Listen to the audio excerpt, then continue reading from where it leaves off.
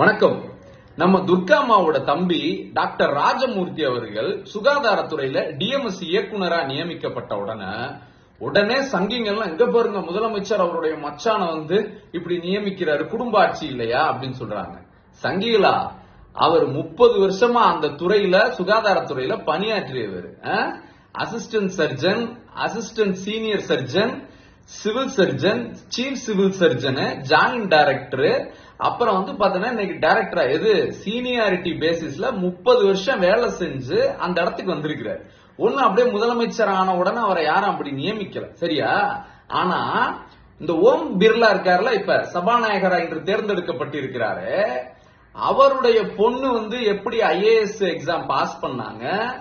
நிர்மலா சீதாராமனோட மருமகன் பிரத்திக் தோஷி எப்படி திடீர்னு 2019ல பிரைம் மினிஸ்டர் ஆபீஸ்ல ஜாயிண்ட் செக்ரட்டரி ஆனாரு அப்படிங்கிற வரலாறுலாம் உங்களுக்கு தெரியுமா? கொஞ்சம் கேட்டுக்குங்க. அதாவது ஓம் பிர்லா அவர்கள் 2019ல முதல் முறையா சபாநாயகரா தேர்ந்தெடுக்கப்படுறாருங்க. அவர் தேர்ந்தெடுக்கப்பட்ட பிறகு யூபிஎஸ்சி நடத்துற ஐஏஎஸ் எக்ஸாம ஓம் பிர்லா பொண்ணு அஞ்சலி பிர்லா எழுதுறாங்க. அந்த வருஷத்துக்கான ரிசல்ட் ஆகஸ்ட் 2020ல வெளியாகுது. அந்த ரிசல்ட்ல இந்த அம்மா அஞ்சலி பிர்லா பாஸ் பண்ணலங்க. அப்புறம் பாத்தீங்கன்னா ஒரு 5 மாசம் ஆகுது.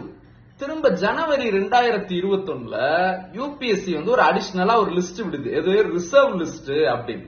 அந்த ரிசர்வ் லிஸ்ட்ல பாத்தீங்கன்னா அஞ்சலி பிர்லா ஐஏஎஸ் எக்ஸாம்ல பாஸ்ன்ற அந்த லிஸ்ட்ல வர்றாங்க.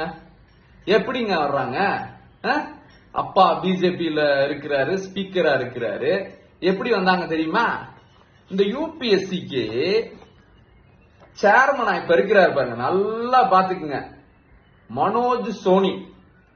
நம்மள மாதிரி இங்க இப்படி கிடையாது. இவங்க எப்படி தெரியுமா?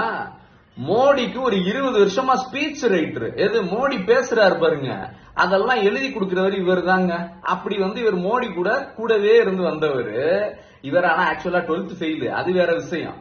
அதுக்கப்புறம் மோடி கோத்ரா கலவரத்துல ரொம்ப நேர்மையும் நியாயமுமா செயல்பட்டாருன்னு சொல்லி ஒரு புத்தகம்லாம் எழுதினவர். இப்படி இருந்த ஒரு மனுஷனை 2017ல யூபிஎஸ்சில மெம்பர் ஆக்கி இன்னைக்கு அந்த யூபிஎஸ்சியோட சேர்மனா ஆக்கி இருக்கிறார் இந்த மனோஜ் சோனி. பாத்துக்குங்க, எச் ராஜாவோட நேர்மையா நியாயமானவர். இப்படியாப்பட்ட ஆளு கீழே தான் இன்னைக்கு யூபிஎஸ்சி எக்ஸாம் நடத்துது. ஐஏஎஸ் ஐபிஎஸ் இந்தியா பூரா இருக்கக்கூடிய மாணவர்கள் அந்த பரீட்சை எழுதுறாங்கல்ல, இன்னைக்கு நீட்டு நெட்டுன்னு எல்லாத்துலயும் எவ்வளவு முறைகேடு நடக்குது. அப்ப இவர் நடத்துற ஒரு துறை எப்படி இருக்கும்னு பாத்துக்குங்க. RSS சார்பு இல்லாதவன் எப்படி இந்த ஐஏஎஸ் ஐபிஎஸ் கிளியர் பண்ண முடியும்னு பாத்துக்கங்க. ஏன்னா அண்ணாமலை அந்த இன்டர்வியூ மார்க்ல வாங்கி வந்த விஷயம் நம்ம ஏற்கனவே வரலாறு பார்த்திருக்கிறோம். அப்ப நீங்கெல்லாம் நியாயத்தை நேர்மையை பத்தி பேசலாமா? 30 வருஷம் பணியாற்றிய ஒருத்தர் ஒரு துறையில போடுறாருங்க, உடனே பேசுறீங்களே.